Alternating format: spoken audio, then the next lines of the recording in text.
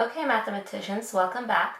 So just as a reminder, this week is technically a holiday sort of week where we have Monday off because of Memorial Day, so our schedule for this week is a little bit different from what it has been. We're still going to have a math assignment and your spelling homework that's due, but your math assignment is going to look a little bit different. You're going to have a counting collection assignment along with a word problem assignment. But for today's word problem, I wanted to share something with you that my students already know, and that's that I have a fascination with caterpillars. Last year, when we first moved into our home, we actually started to do a butterfly garden, but then with everything so busy with Fernando and like moving into a new home, that just kind of got taken over by weeds throughout the year. But because of quarantine, we were able to sort of get the weeds out of our butterfly garden and plant some seeds and just bring it back to life and have it be healthy again just before the monarchs, which is a butterfly that travels to Mexico around the Day of the Dead, started migrating.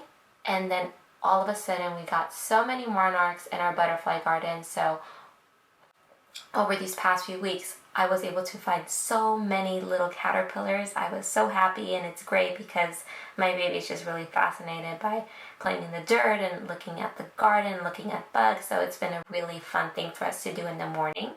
And I have quite a few friends from grad school who are teachers as well, who I told this to, and some teach kinder, and they were really excited about it. And one of my best friends, Miss Stein or Miss Susan from Harvard Elementary, she was like, you know what, I need to get my hand on some of those caterpillars. So we followed all social distancing guidelines. We kind of like stayed far away from each other. I kind of helped her figure out how to look for them and everything. But we went on a hunt for caterpillars. And so she was able to take some home because her kindergartners are learning about them, and she's going to show the different stages that caterpillars go through, from being a little baby to getting bigger and then going into a chrysalis. So that's going to be very exciting for her and for her class. But so I thought today we could do a caterpillar problem. So there were blank caterpillars in Miss Juarez's garden. Here's my garden. And do you see all of those different places where the caterpillars can be hiding? I can have a whole bunch in there, especially since my milkweed is really tall. It's pretty interesting where caterpillars can be found. But anyways, let's look at the next part. Ready? Her friend came over and took some home. Now, what I find interesting in this part of the problem, mathematicians, is that it doesn't tell you how many my friend took home.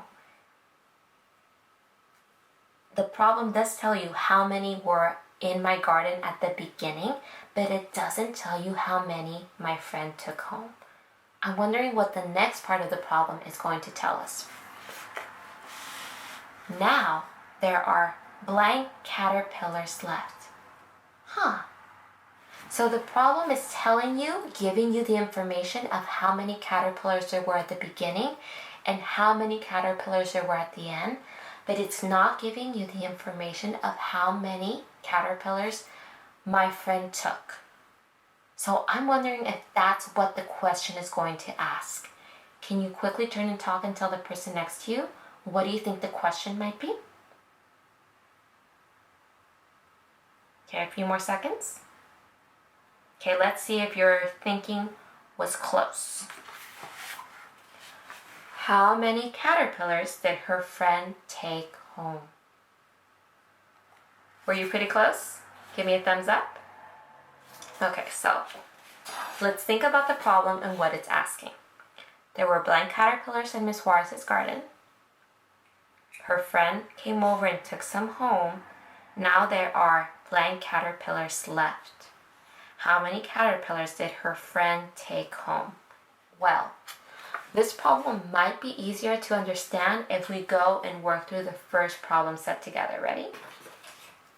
So here are going to be the problem sets for this week, and we're going to work on the first one together.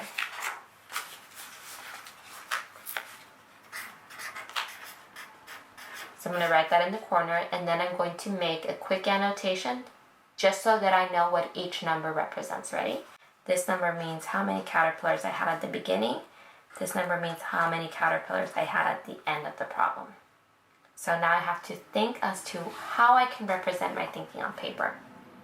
Now I could make a drawing or a version of a drawing just so I can clarify my thinking a bit. I think that's exactly what I'm going to do. So 1, 2, 5, 6, 7, 8, 9, 10. So I drew 20 lines to represent the caterpillars. I thought this was more efficient because it would take me less time to do a line than to draw out a whole caterpillar. So there were 20 caterpillars at the beginning of the problem, and at the end there were 10 left. So let's see. 1, 2, 3, 4, 5, 6, 7, 8, 9, 10. So these could be my 10 left. So if these are the ones that are left, then these caterpillars, and I'm going to circle them in a different color, are probably the ones that my friend took home.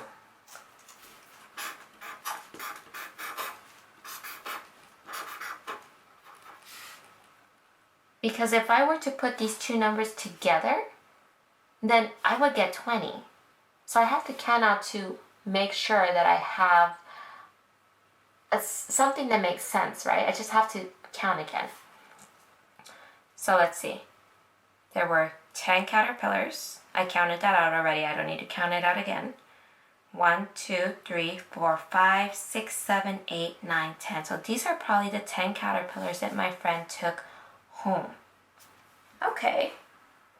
Did that make more sense, mathematicians?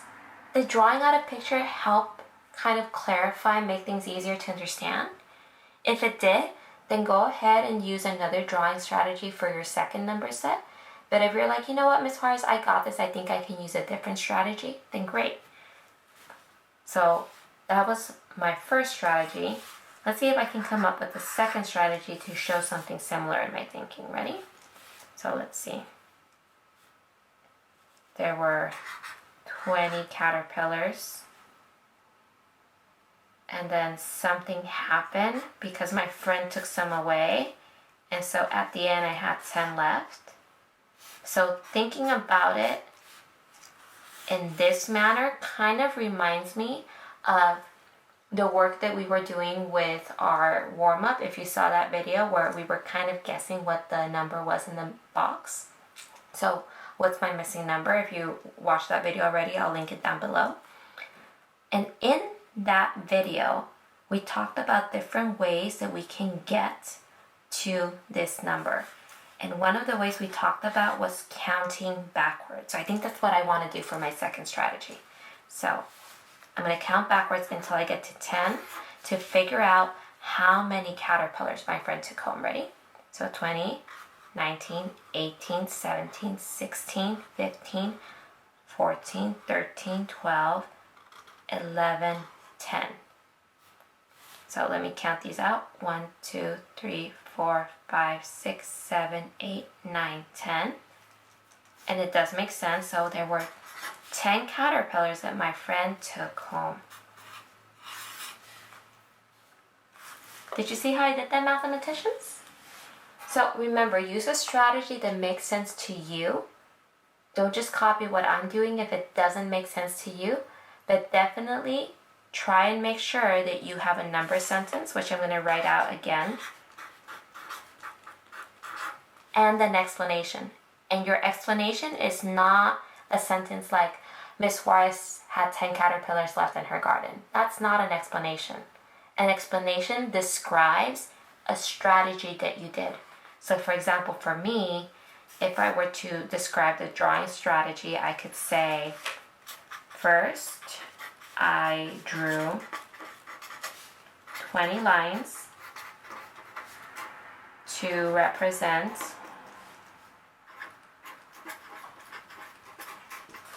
the caterpillars.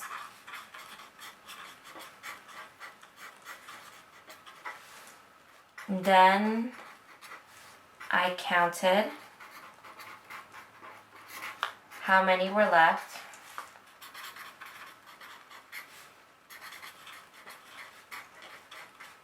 and circle them.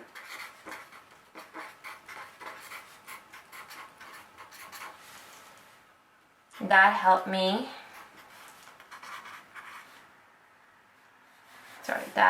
that helped me see how many my friend took home.